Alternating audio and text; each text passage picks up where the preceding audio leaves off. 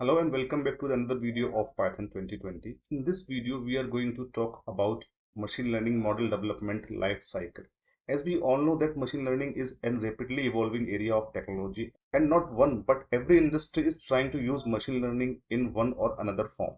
Right? So today let's talk about which are the steps that are involved into developing a machine learning model and why it is more important, because there are many steps. And right, so when you are into some role, you should understand what are your responsibilities and what all steps you are going to take.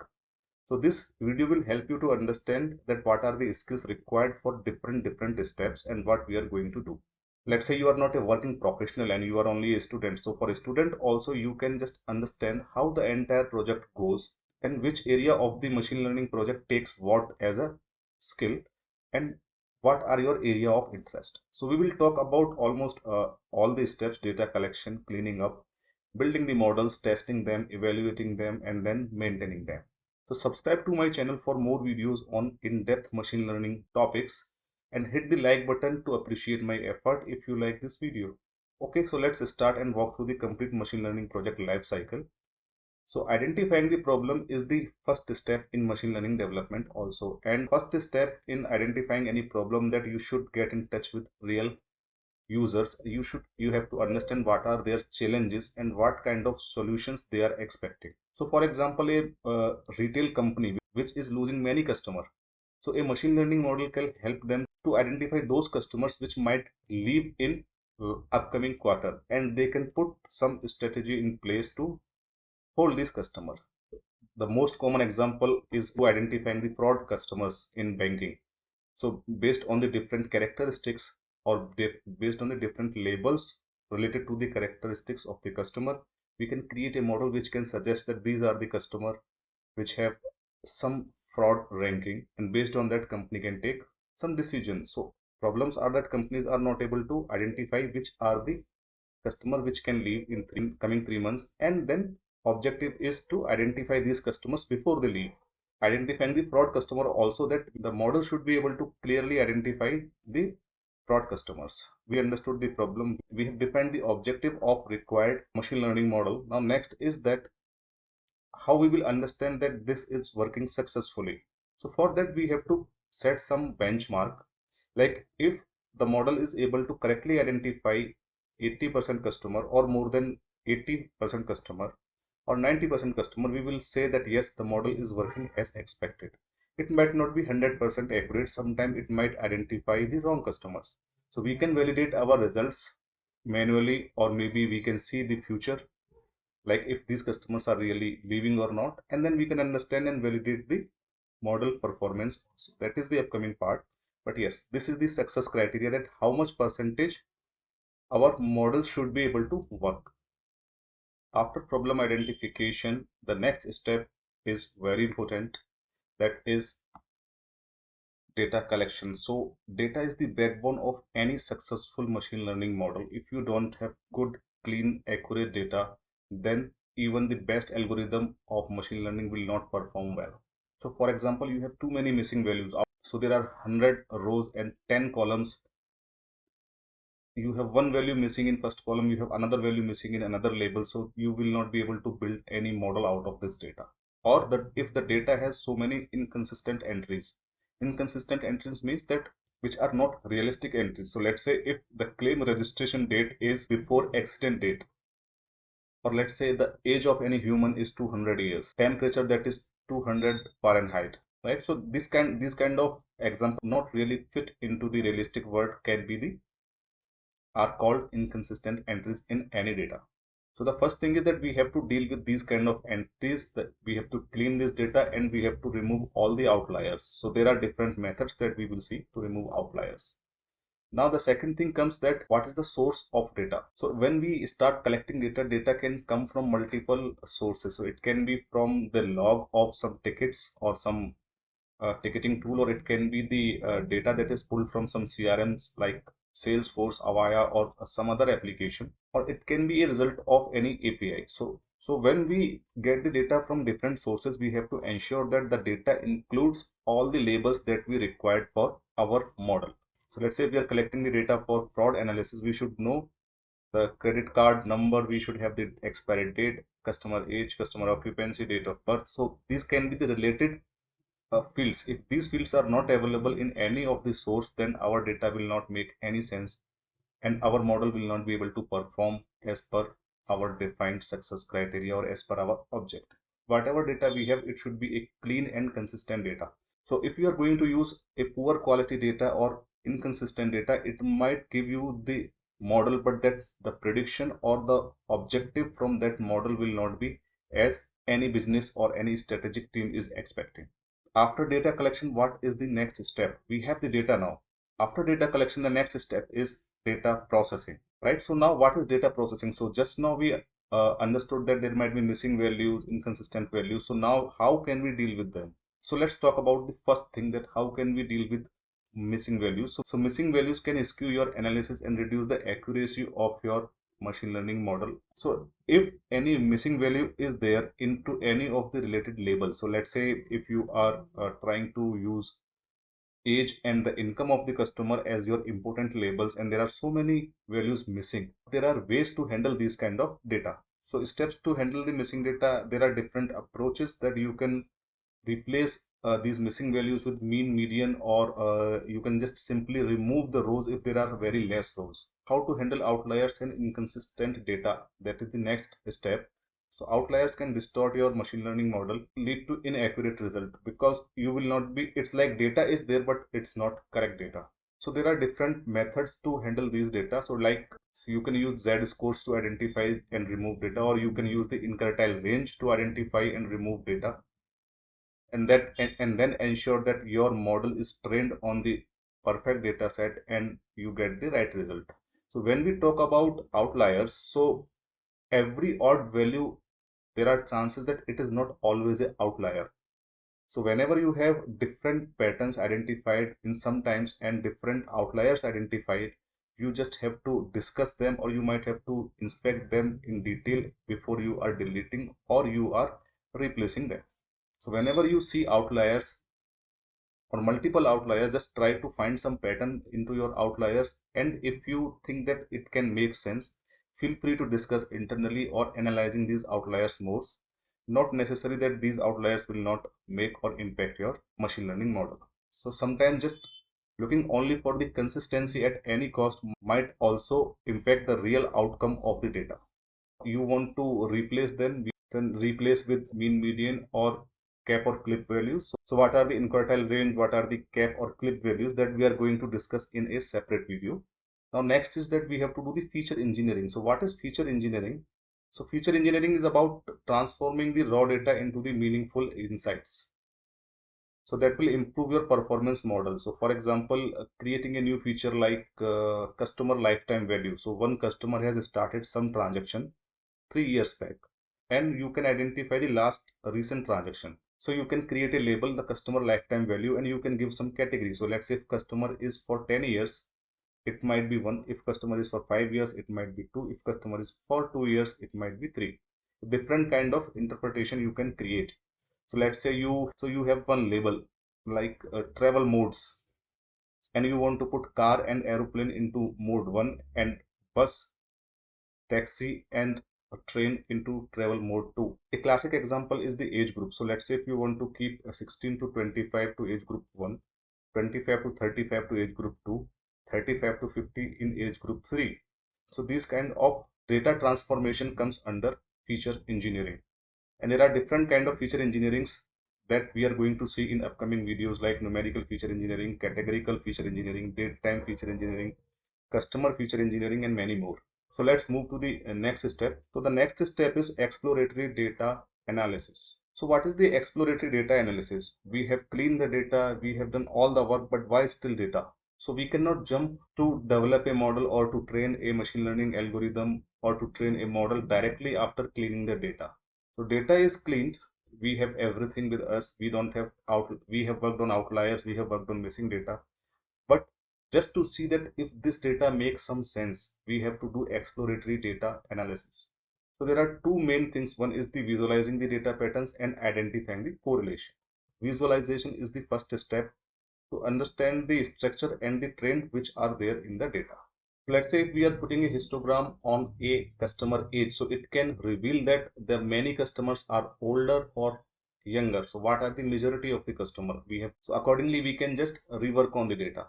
And another example, and we can use different tools like matplotlib is there, plot is there, seaborn is there. So these are the tools that help us to visualize the different patterns. And there are different kind of data visualizations, like histogram is there, it is used for a different purpose. Box plots are there, which are used for a different purpose. Scattered plots, bars, charts, heat map, we have multiple kind of visualization techniques. So which technique is used when, and what are the difference into these techniques, that we will cover in a separate video. Alright, so after visualizing the patterns, the next step is that we identify the correlation. Like, so what are the correlation into different labels? So if the salary is there, work experience is there, and machine learning is the profession. So whenever there is a long holiday period, we can see a hype in the hotel booking number. So these kind of patterns we try to identify. Exploratory data analysis is called EDA, and EDA can help us to uncover many relations. Steps using correlation matrix or scatter plots to identify the strong or weak correlation help us to refine our model features also. So there are different techniques by which we can identify these correlations, like pattern recognition, spot trending, correlations and grouping. Correlations between two labels and groupings of multiple labels. So these are the different techniques, and there are many more techniques that we will discuss in some other video. So for now, visualizing the patterns and identifying the correlation are the part of exploratory data analysis. Let's move to the next step.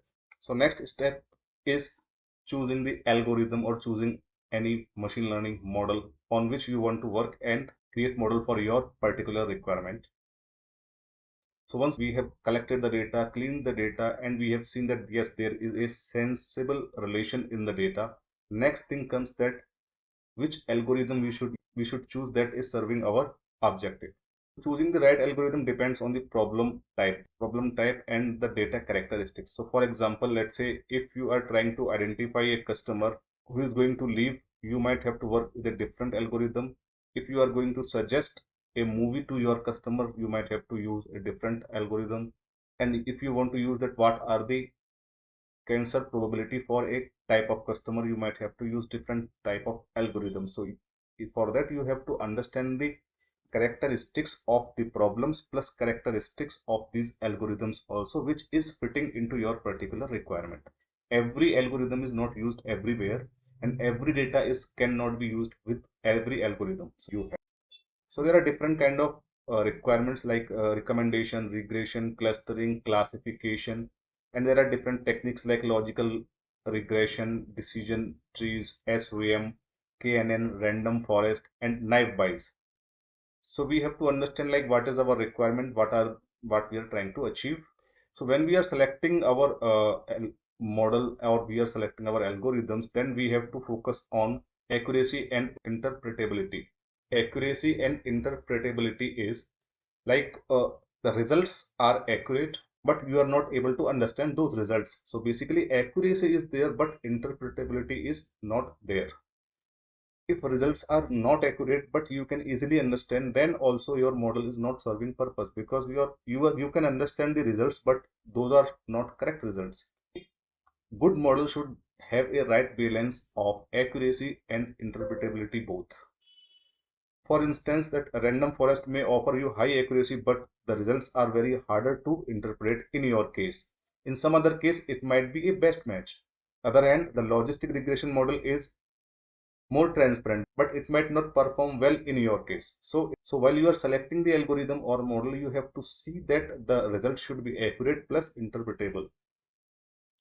And then the next thing that you have to see when you are selecting any machine learning model, what is the computational efficiency. So it's not necessary that your model has to work on very huge data all the times.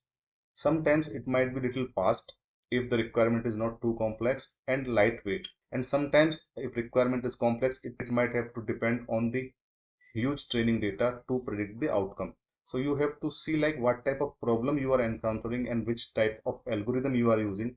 Accordingly, you have to see like what will be the fastest a model for the business requirement that you are working upon, right? So if I just give you one example, so let's say you just want to make a calculator. Not necessary that your calculator should look as fancy as a 3D video game. It can be a simple application which can be used on which can be used into any kind of device with very less battery consumption and very less memory utilization. And same thing you can think for your machine learning model also, that it should be lightweight and fastly performing. Not necessary that you have to feed a lot of data for that purpose. So another example, like same kind of problem can be solved by deep learning models that can be very powerful and need lot of memory and time for processing. That same problem can be solved by using simple models like linear regression or decision tree, and it can give you a faster result with very less memory consumption.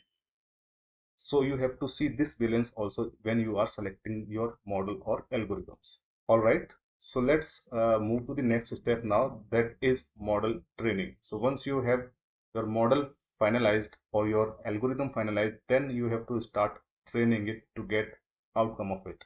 In model training, the first step is that whatever data set we have to divide that data set into different sets. And after dividing this data, we have to feed this data to our algorithm or to model to help it learn the patterns and work on the problem that we are trying to solve. And typically we have to divide these data sets into three type of sets. The first is the training set, second is the validation set, third is the testing set. So first we have to start training our model on the training set. Then we will use the validation data set to validate the results of the trained model. Once we have validated, then we will test it on a different set. So this is how it works. So most common splits are the 17 15 15. So 70% is the training data set, 15% of the data we use for validation, and then 15% of the data we use for testing the outcomes. And it can differ based on the requirement. It can be 80 10 10, or it can be 16 20 20 as per the requirement that you have and as per the data size. Then how to decide that what type of split we should have? So for that, a general consideration is that we should have larger training sets when we have very limited data, and whenever we have lot of data or very huge data set, that time we can have lesser training set and more of the validation and testing set.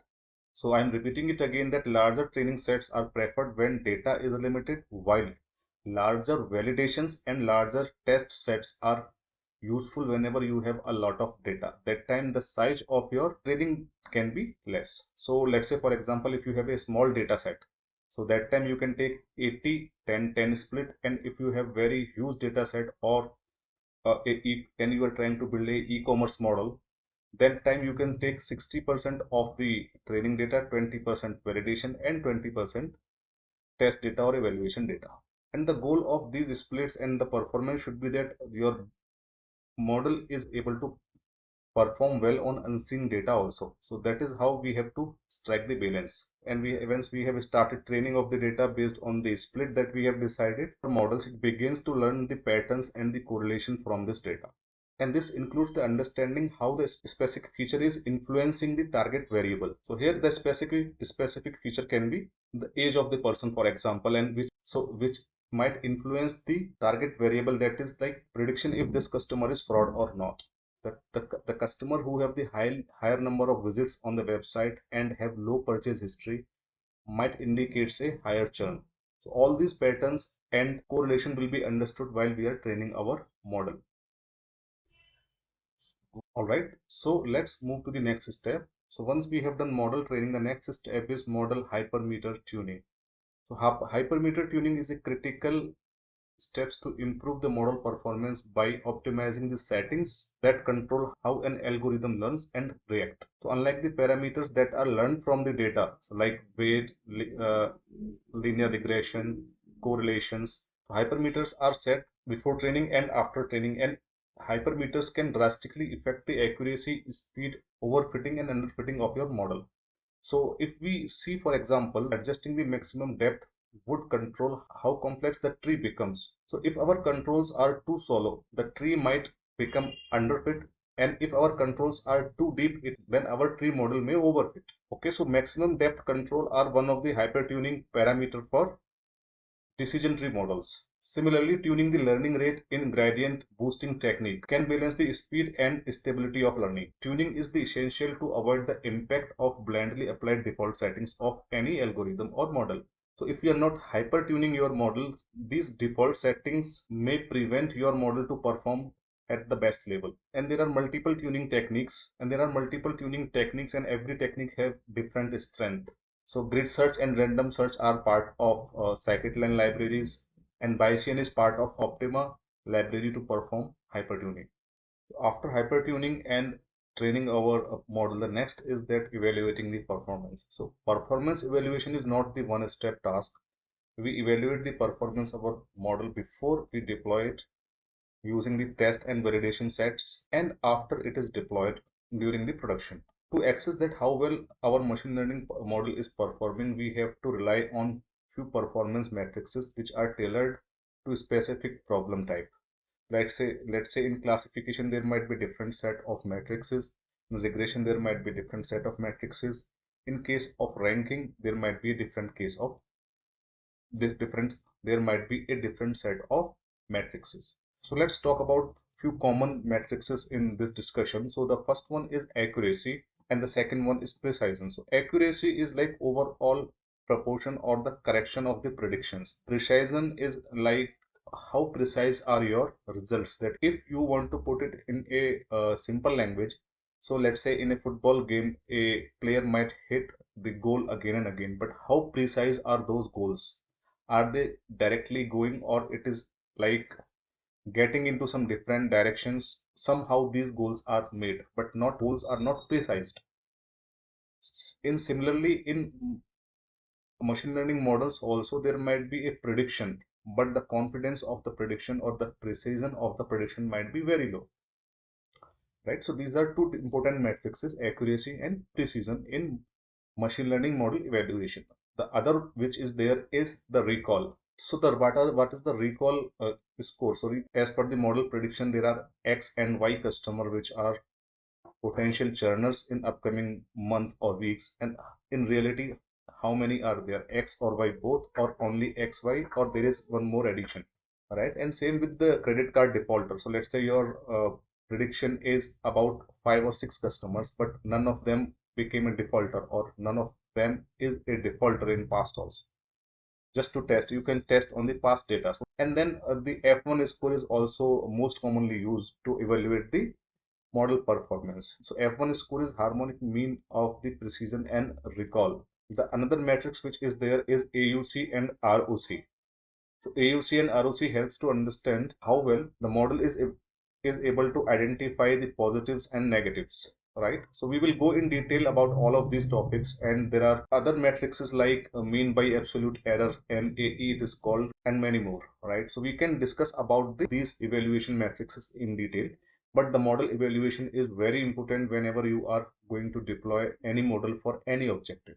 So after these performance matrices, there is one more thing, that baseline comparison. So you remember that when we have seen the pick in this discussion, that was identifying the problem and defining the objective. So whenever we define the objective, there will be some baseline that we will set for our model. So for example, if we are trying to understand the fraud ranking of the customers which are part of our data set, so the model should be able to 85% or 90% accurately identify that which are the real defaulters.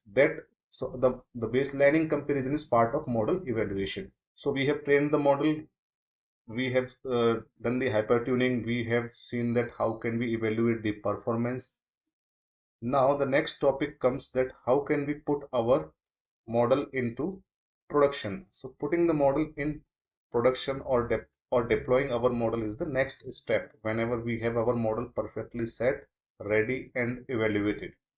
The first thing comes the integration of the model. So once we have a machine learning model ready and validated, Then we have to integrate this with some system or some application so that a real world can make use of it, or a real user can make use of it, right? So for that there are different steps that we do. So the one of these steps is that we can convert our model into some uh, file, deployable file, like a .pkl file, .h5 file, and there are different formats of file like exe files you must have seen. So those kind of files, and it can be used by it can be installed on any system, and it can be used by any application. The another is way that how can we put this in production, that we can create a API layer for our model. So let's say we are using Flask, or we are using any other web development model. So we can just create the input and output interfaces to our model. So after creating the API, you can just enable that it takes some of the data load and it triggers the model. So the data loads come, it triggers the model, and this API is returning some kind of output to the user. And whenever we are integrating our models, we just have to take care of the security protocols of our organization, and we have to get the different approvals, and we have to implement the access controls also if required. To host your model, you can choose any type of the platform. It is AWS, it is Azure, it is GCP, or it is your on-prem server. Any kind of server can be there, and we can containerize our model for the consistency across all the environments. It will be easy to move from one to another environment. And then we can use Kubernetes or similar kind of orchestration tool for scaling and managing the deployment, right? And we can establish the CI/CD pipelines also, so that whenever there are changes, upcoming changes will sync with the production environment or different environment. There is a change implemented in the model. And we have to remember one thing, that a model can perform well whenever it is in the testing data, and it might not perform well when it is put under the real world data. So we have to put a sharp monitoring model to see that how this performance is going on the unseen data, and how can we understand the exception, and then how can we take corrective actions to correct these problems which are identified on the real world data. So those matrices are also very important, and these measures are also required. So let's say, and the one of the steps that you can do is that before directly going to the production, you can create a real time data flow from production to pre-production, another lower environment, and then to test the model performance into the real-time data, but out of the real production environment. And there are few best practices which you can follow, like you should define a threshold for acceptance of the performance. Like if this much is the performance, we are going to use this model. All right, so it is about a very high level on the deployment. Model deployment is a big step.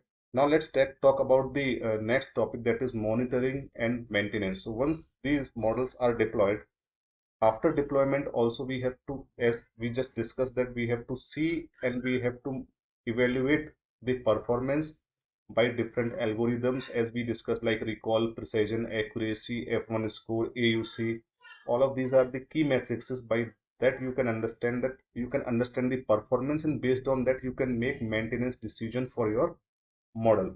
And there can be some historical benchmarks, like, so if it was 80% in the past, is it performing same 80%, or it has improved, or it has come down? Accordingly, if it has come down, we can try, or we can see what was the problem, and we can bring it to the same level. Or if it is on the same level, we can see if we can improve it using the production data, or using the more learning data for it. All right, so accuracy, we should always target that accuracy should not drop. So let's say if we are in a fraud detection model and we see the F1 score is declining over a month of time, then there are chances that new frauds tactics are being captured. So frauds are increased, but your model is showing that it is able to identify right customer, right? So maybe that customers have changed the trend, so that is also possible. So that also we have to take into our maintenance. So let's say there is a you have some data set, or you have some labels which are able to identify the fraud, and there might be something new which is introduced by these fraud customers which is not part of your model. So maybe you have to include one more set. You have to go through the entire life cycle again, and you have to include this to improve the performance of your model over the time.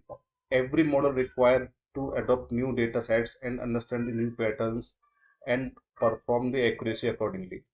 Alright, so I think we covered a lot in this video, but we have not gone in detail. So for detail, it is required to have a detailed video for each topic and understand each part of it. So if you like the content of this video, please hit the like button and subscribe my channel for more videos. So all of these topics that we have seen in last few minutes, we have touched very high level. I am planning to go in depth and cover all of these topics in detail into separate videos of this tutorial. So please subscribe to my channel for understanding more about machine learning development life cycle and understand each algorithm, each steps in details. Thank you very much for your time. See you again in a different video.